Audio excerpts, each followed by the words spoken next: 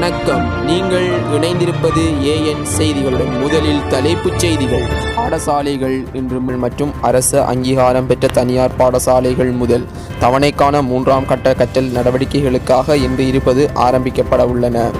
முதலாம் தவணையின் 3ஆம் கட்டம் எதிர்வரும் 31ஆம் தேதி வரை நடைபெறவுள்ளதாக கல்வி அமைச்சு தெரிவித்துள்ளது. இதேவேளை சீரற்ற வானிலை காரணமாக புத்தளம் மாவட்டத்தில் உள்ள அனைத்து பாடசாலைகளையும் இன்றைய தினம் மூடுவதற்கு வடமேல் மாகாண ஆளுநர் தீர்மானித்துள்ளார். நாடளாவிய ரீதியில் பெய்து வரும் பலத்த மழை காரணமாக புத்தளம் மாவட்டத்தில் வெள்ளப்பெருக்கு ஏற்பட்டுள்ளதாகவும் புத்தளம் மாவட்ட செயலாளர் மற்றும் வடமேல் மாகாண பிரதம செயலாளர் ஆகியோருடன் இடம்பெற்ற கலந்துரையாடலின் பின்னர் இந்த தீர்மானம் எடுக்கப்பட்டுள்ளதாகவும் தெரிவிக்கப்பட்டுள்ளது. அதன்படி புத்தள வலயத்தில் 213 பாடசாலைகளும் சிலாப வலயத்தில் 158 பாடசாலைகளும் இன்று மட்டும் மூடப்பட உள்ளன.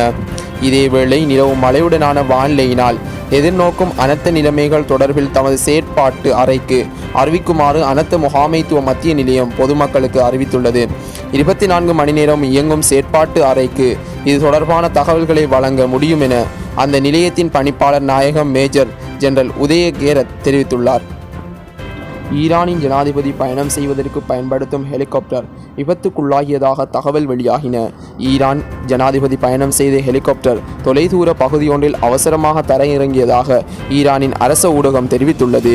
ஈரானின் ஜனாதிபதி மற்றும் ஈரானின் வெளிவிவகார அமைச்சரும் ஈரானின் கிழக்கு அஜர்பைஜான் மாகாணத்திற்கு பயணம் செய்து கொண்டிருந்த போதே இச்சம்பவம் இடம்பெற்றுள்ளது.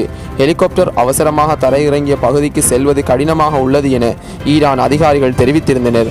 இந்த நிலையில் ஈரான் ஜனாதிபதியின் ஹெலிகாப்டரை மீட்பு பணியாளர்கள் கண்டுபிடித்துள்ளனர் என செம்புரை சங்கம் தெரிவித்துள்ளது. எனினும் ஹெலிகாப்டரில் பயணித்தவர்கள் குறித்த தகவல்கள் எதனையும் செம்புரை சங்கம் வெளியிடவில்லை. ஏப்ரல் மாதத்தில் நாட்டின் உற்பத்தி நடவடிக்கைகளில் பின்னடைவு ஏற்பட்டுள்ளதாக இலங்கை மத்திய வங்கி தெரிவித்துள்ளது. மார்ச் மாதத்தில் 62.05% இருந்த உற்பத்தி துறையின் இலங்கை கொள்வனவு முகாமையாளர்களின் சுட்டன் கடந்த மாதத்தில் 42% பதிவாகியுள்ளது. அதன்படி இந்த மாதத்தில் புதிய முன்பதிவு, உற்பத்தி, வேலைவாய்ப்பு மற்றும் மொத்த கொள்முதல் குறியீடுகளில் ஏற்பட்ட சரிவின் விளைவாக ஒட்டுமொத்த சுட்டன் வீழ்ச்சியடைந்ததாக மத்திய வங்கி தெரிவித்துள்ளது. சிங்கள மற்றும் தமிழ் புத்தாண்டு விடுமுறைகள் காரணமாக ஏப்ரல் மாதத்தில் பல தொழிற்சாலைகள் தற்காலிகமாக மூடப்பட்டமே இந்த பின்னடைவுக்கு முக்கிய காரணம் எனவும் நீண்ட விடுமுறை காரணமாக விநியோகஸ்தர்கள் முன்பதிவை வழங்குவதற்கு எடுத்துக்கொண்ட நேரம் முன்னேதை விட ஏப்ரலில் வேகமாக அதிகரித்துள்ளதெனும் தெரிவிக்கப்பட்டுள்ளது. சேவை துறையில் இலங்கை கொள்வனவு முகாமையாளர்களின் சுட்டன் 56.7% மெதுவாக வளர்ச்சி காட்டியுள்ளது.